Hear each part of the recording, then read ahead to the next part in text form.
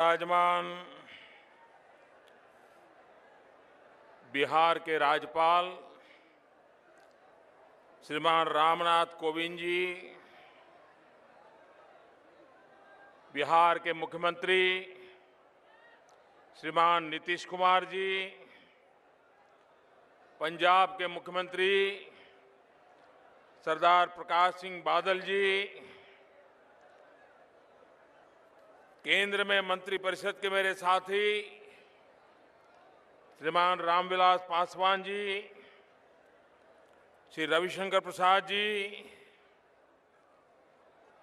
पंजाब के उप मुख्यमंत्री श्रीमान सुखबीर जी, केंद्र में मंत्रिपरिषद में मेरे साथी हरसिमरत कौर जी,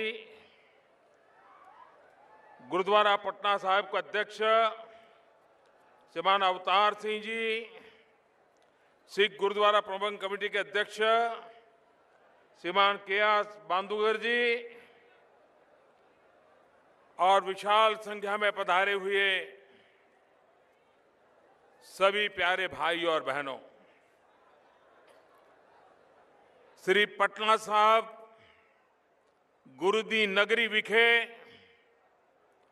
दशमेश पिता साहेब श्री गुरु गोविंद सिंह जी महाराज के जन्मदिन दे दिहाड़े गुरु साहिबान दी बख्शिश लैण आई साध संगत तुहानू मैं जी आइया आखदा हाँ। इस पवित्र दिहाड़े ते मैं तुहानू सारियानू नवे साल दी लख लख बधाइयां भी दिंदा हाँ।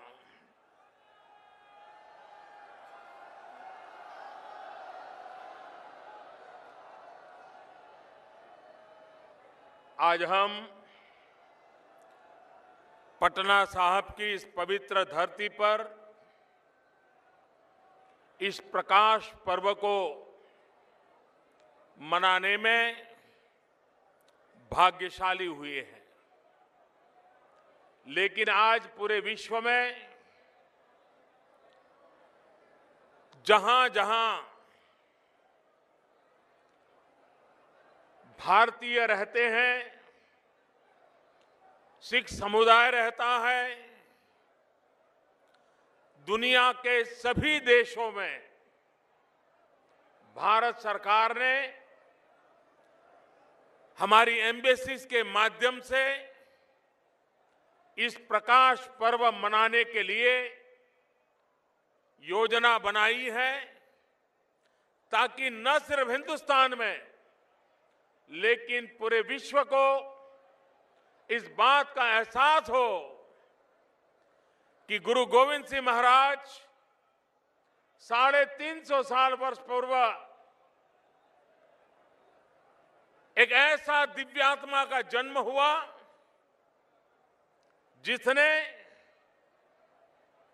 मानवता को कितनी बड़ी प्रेरणा दी, ये विश्व को भी परिचय हो, उस दिशा में भारत सरकार ने भरपूर प्रयास किया है। मैं श्रीमान नीतीश जी को, सरकार को, उनके सभी साथियों को और बिहार की जनता को विशेष रूप से अभिनंदन देता हूं, क्योंकि पटना साहिब में ये प्रकाश पर्व एक विशेष अहमियत रखता है। हिंदुस्तान की एकता, अखंडितता, भाईचारा, सामाजिक समरसता, सर्वपंथ समभाव, इसका बहुत ही मजबूत संदेश देने की ताकत ये पटना साहिब में प्रकाश पर्व को मनाने में है। और इसलिए नीतीश जी ने जिस मेहनत के साथ, स्वयं मुझे बताया जाता था कि स्वयं गांधी मैदान आकर के हर चीज की बारीकी से चिंता करके इतने बड़े भव्य समारोह की योजना की है। कार्यक्रम का स्थल भले पटना साहिब में हो, लेकिन प्रेरणा पूरे हिंदुस्तान को है, प्रेरणा पूरे विश्व को है। और इसलिए ये प्रकाश पर्व हमें भी मानवता के लिए किस रास्ते पर चलना है, हमारे संस्कार क्या है, हमारे मूल्य क्या है, हम मानव जात को क्या दे सकते हैं, इसके लिए एक पुनः स्मरण करके नए उमंग, उत्साह और ऊर्जा के साथ आगे बढ़ने का यह अवसर है। गुरु गोविंद सिंह जी महाराज एक त्याग की प्रतिमूर्ति थे। हम कल्पना कर सकते हैं कि आंखों के सामने अपने पूज्य पिता का बलिदान देखे और अपने ही मौजूदगी में अपने संतानों को भी आदर्शों के लिए, मूल्यों के लिए, मानवता के लिए बलि चढ़ते देखे और उसके बाद भी त्याग की पराकाष्ठा देखें। गुरु गोविंद सिंह जी महाराज भी इस गुरु परंपरा को आगे बढ़ा सकते थे, लेकिन इनकी ये दीर्घदृष्टि थी कि उन्होंने ज्ञान को केंद्र में रखते हुए गुरु ग्रंथ साहब के हर शब्द को जीवन मंत्र मानते हुए हम सब के लिए आखिर में यही कहा कि अब गुरु ग्रंथ साहब ही, उसका हर शब्द, उसका हर पन्ना आने वाले युगों तक हमें प्रेरणा देता रहेगा। ये भी उनके त्याग की मिसाल का अंश था। उससे भी आगे जब पंच प्यारे और खालसा पंथ की रचना, उसमें भी पूरे भारत को जोड़ने का उनका प्रयास था। जब लोग आदि शंकराचार्य की चर्चा करते हैं तो कहते हैं कि आदि शंकर ने हिंदुस्तान के चारों कोने में मठ का निर्माण करके भारत की एकता को बल देने का प्रयास किया था। गुरु गोविंद सिंह महाराज साहब ने भी हिंदुस्तान के अलग अलग कोने से उन पंच प्यारे की पसंद करके समग्र हिंदुस्तान को खालसा परंपरा के द्वारा एकता के सूत्र में बांधने का उस जमाने में अद्भुत प्रयास किया था, जो आज भी हमारी विरासत है। और मैं हमेशा हृदय से अनुभव करता हूं कि मेरा कुछ खून का रिश्ता है, क्योंकि जो पहले पंच प्यारे थे, उन पंच प्यारों को ये नहीं कहा गया था आपको ये मिलेगा, आपको ये पद मिलेगा, आगे आइए। नहीं,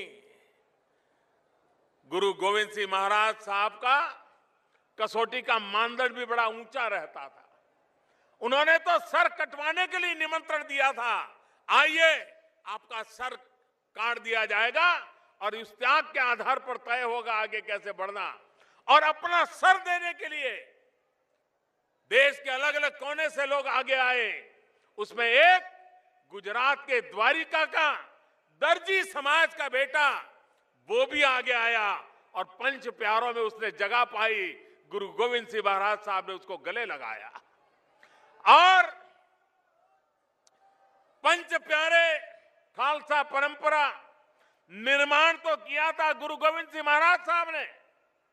वे चाहते उस दिशा में ये परंपरा चल सकती थी, लेकिन ये उनका त्याग, उनकी ऊंचाई थी कि गुरु गोविंद सिंह महाराज साहब ने स्वयं को भी उस बंधनों में बांध दिया और उन्होंने कहा कि ये जो पंच प्यारे हैं, ये जो खालसा परंपरा बनी है, मेरे लिए भी क्या करना न करना, कब करना, कैसे करना, ये जो निर्णय करेंगे मैं उसका पालन करूंगा।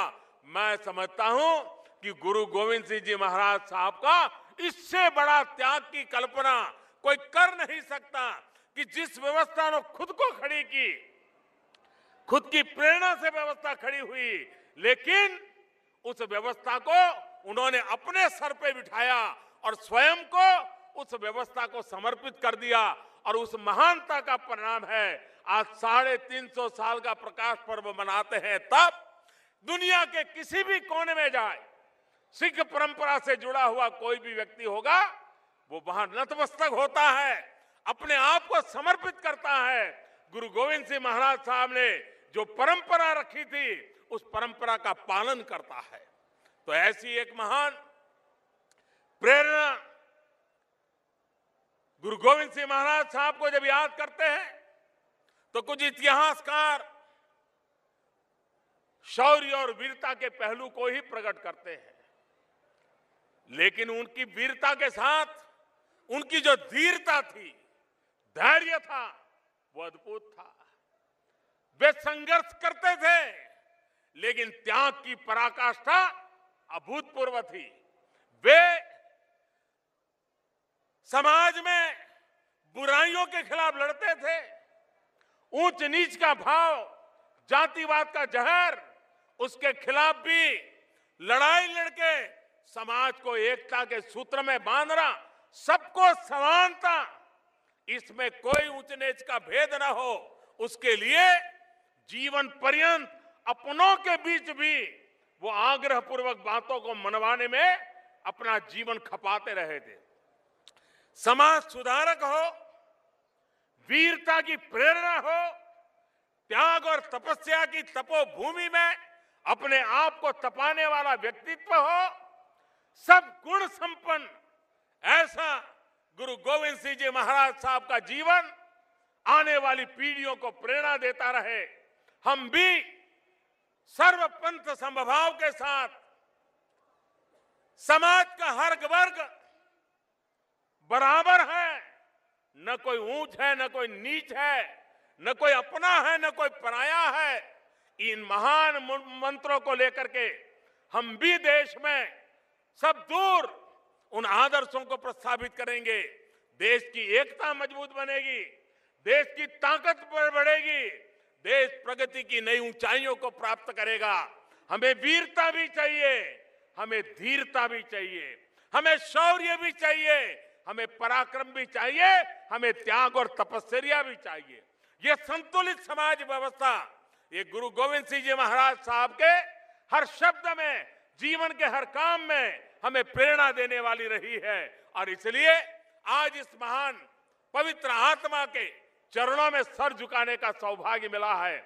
आज गुरु गोविंद जी महाराज साहब के उसी स्थान पर आकर के गुरु ग्रंथ साहब को भी नमन करने का सौभाग्य मिला है। मुझे विश्वास है कि हमें प्रेरणा देता रहेगा। यहां नीतीश जी ने एक बहुत महत्वपूर्ण बात को स्पर्श किया। महात्मा गांधी चंपारण सत्याग्रह की शताब्दी, लेकिन मैं नीतीश जी को हृदय से एक बात के लिए अभिनंदन करता हूं। समाज परिवर्तन का काम बड़ा कठिन होता है, बहुत मुश्किल काम होता है। उसको हाथ लगाने की हिम्मत करना भी बड़ा मुश्किल काम होता है।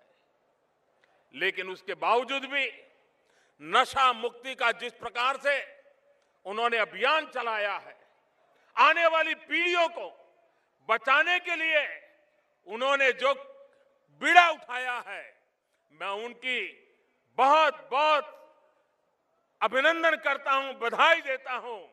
और मैं भी पूरे बिहार वासियों से, सभी राजनीतिक दलों से, सभी सामाजिक जीवन में काम करने वालों से यही गुजारिश करूंगा कि ये काम सिर्फ सरकार का नहीं है, ये काम सिर्फ नीतीश कुमार का नहीं है, ये काम सिर्फ किसी राजनीतिक दल का नहीं है, ये जन जन का काम है। उसको सफल बनाएंगे तो बिहार देश की प्रेरणा बन जाएगा। और मुझे विश्वास है कि जो बीड़ा नीतीश जी ने उठाया है वो जरूर सफल होंगे और हमारी आने वाली पीढ़ी को बचाने के काम में गुरु गोविंद सिंह जी महाराज का ये प्रकाश पर्व भी उनको आशीर्वाद देगा, उनको एक नई ताकत देगा। और मुझे विश्वास है कि बिहार देश की एक बहुत बड़ी अनमोल शक्ति बनेगा। देश को आगे बढ़ाने में बिहार बहुत बड़ा योगदान करेगा, क्योंकि ये बिहार की धरती है जिसने गुरु गोविंद सिंह जी महाराज साहब से अब तक अनेक महापुरुष हमें दिए हैं। राजेंद्र बाबू की याद करें, चंपारण सत्याग्रह की कल्पना की भूमि है ये है। जयप्रकाश नारायण, कर्पूरी ठाकुर, अनगिनत नर रत्न इस धरती ने मां भारती की सेवा में दिए हैं। ऐसी भूमि पर गुरु गोविंद सिंह जी महाराज वो प्रेरणा हम सब के लिए एक नया आदर्श, नई प्रेरणा, नई शक्ति देती है। इसी एक अवसर को, प्रकाश पर्व को, ज्ञान के प्रकाश को जीवन भर अपने अंदर ले जाने के संकल्प के साथ हम इस प्रकाश पर्व को मनाएं। विश्व भर में जो भी भारत सरकार के अलग अलग मिशंस के द्वारा, एम्बेसीज के द्वारा ये प्रकाश पर्व मनाया जा रहा है, मैं विश्व भर में फैले हुए गुरु गोविंद सिंह महाराज साहब का स्मरण करने वाले सभी जनों को अंतःकरण पूर्वक बहुत बहुत शुभकामनाएं देता हूं, बहुत बहुत बधाई देता हूं। भारत सरकार ने इस प्रकाश पर्व को बहुत व्यापक रूप से हिंदुस्तान और हिंदुस्तान के बाहर मनाने की योजना बनाई है, कमेटी बनाई है। 100 करोड़ रुपया उस काम के लिए लगाया है। रेलवे ने अलग से करीब 40 करोड़ रुपया लगा करके स्थायी व्यवस्थाएं इस प्रकाश पर्व के निमित्त खड़ी की है। भारत सरकार के सांस्कृतिक विभाग ने भी करीब 40 करोड़ रुपया लगा करके अनेकविध योजनाओं को साकार करने की दिशा में काम किया है, ताकि ये हमेशा हमेशा आने वाली पीढ़ियों को प्रेरणा देने वाला काम बने। उस दिशा में हम काम कर रहे हैं और आगे भी इस काम को आगे बढ़ाते जाएंगे। मैं फिर एक बार इस अवसर पर, इस पवित्र अवसर पर सहभागी बनने का मुझे सौभाग्य मिला, अपने जीवन को धन्य मानता हूं। आप सबसे प्रणाम करते हुए जो बोले सो निहाल, सत श्री अकाल।